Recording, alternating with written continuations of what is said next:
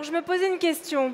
Combien vous pensez en avoir sur vous, là, ce matin, en buvant votre café? Combien en avez-vous regardé? Ces photographies, celles que vous avez prises cet été, pendant les vacances, il y en avait combien? 1000? Alors comment expliquez-vous que vous, seul, vous fassiez 1000 photographies et que moi, je déplace 1000 personnes pour venir voir une seule photographie sur les murs de ma galerie ou sur les cimaises des foires internationales d'art contemporain? C'est l'histoire que je suis venue vous raconter ici aujourd'hui. Comment une simple image devient une œuvre d'art. L'artiste, c'est celui qui crée. C'est celui qui développe un discours, une écriture singulière et originale avec lequel il va exprimer sa vérité. Et ça, c'est d'autant plus difficile avec la photographie, qui est accessible à tous.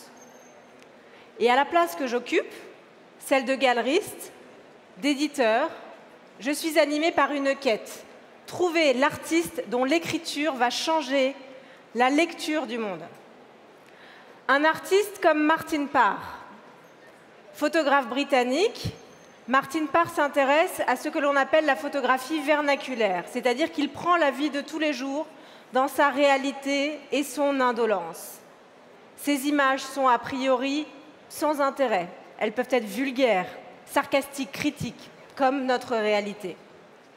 Mon intuition, c'est que Martin Parr a été l'un des premiers artistes à observer et rendre compte que la surconsommation menait le monde à sa perte. Et j'ai agi pour le positionner comme un lanceur d'alerte, comme un artiste avant-gardiste. À la galerie, on peut trouver, dans un autre registre, une artiste comme Juliette Agnel. Formée aux Beaux-Arts de Paris, Juliette Agnel s'intéresse à l'invisible, aux forces telluriques, ce que, a priori, on ne voit pas, nous, dans nos réalités, mais qui sont sa vérité. Pour nous la transmettre, elle va fabriquer des images que l'on croit être truquées, mais qui sont en réalité vraies, voire invisibles, et avec cela, elle va déclencher des portes, des points de passage vers l'au-delà, vers un autre monde. Voilà deux artistes qui partagent des réalités différentes, mais qui expriment une même vérité profonde.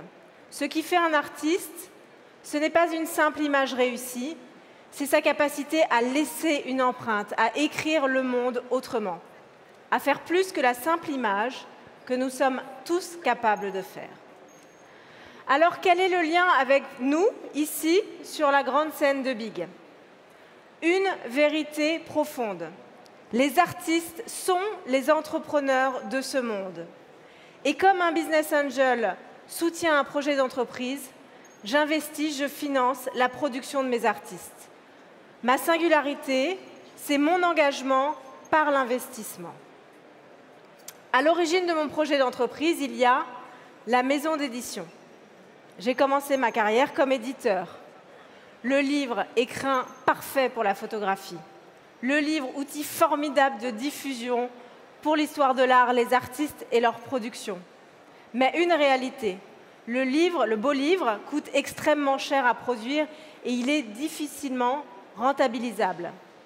Et la réalité, c'est que la plupart des éditeurs aujourd'hui ne s'engagent pas sur un projet de livre sans financement initial. Mais soyons clairs, un livre financé avant sa mise sur le marché, l'éditeur, le producteur n'a plus aucun intérêt à se battre pour qu'il soit vu, lu, entendu.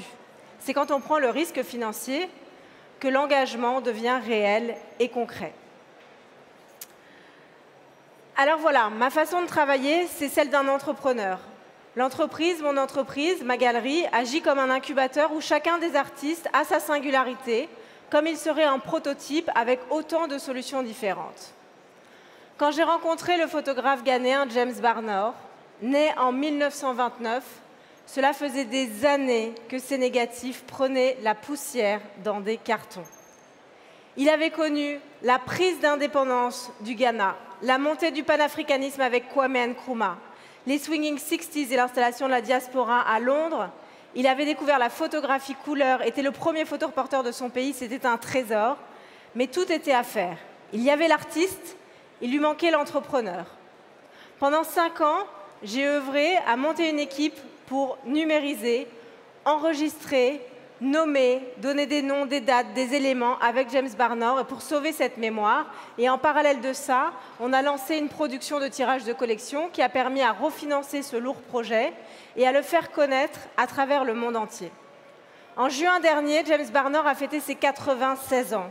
Son œuvre est exposée partout dans le monde, au MoMA à New York, au Guggenheim à Abu Dhabi, à la Fondation Luma à Arles.